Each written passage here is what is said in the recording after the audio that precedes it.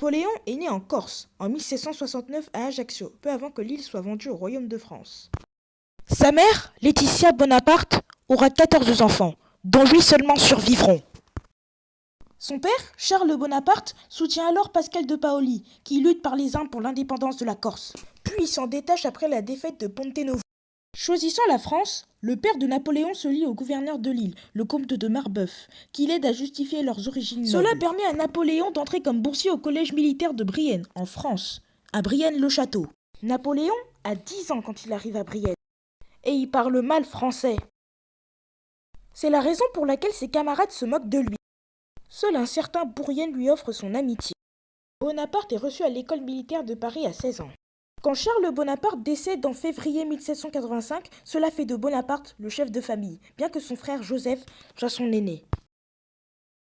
Un an plus tard, de retour en Corse, il retrouve sa mère, Laetitia, et ses autres frères et sœurs.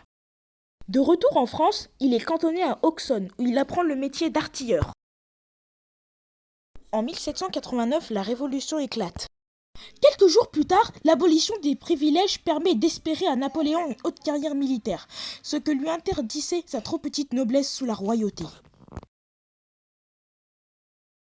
Pourtant, c'est l'indépendance de son île natale qui l'obsède, encore, bien que la Constituante décrète que l'île fait partie intégrante de l'Empire français.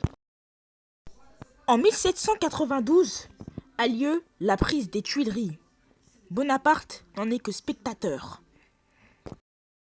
Les dérives violentes des révolutionnaires prouvent que seul l'ordre peut empêcher le pire.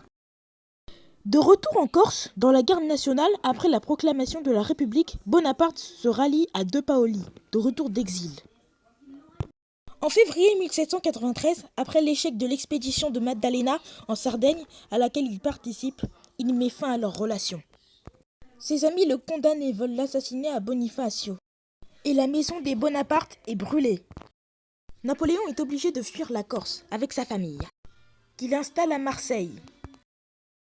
À la capitale, le règne de la terreur commence et il est atroce.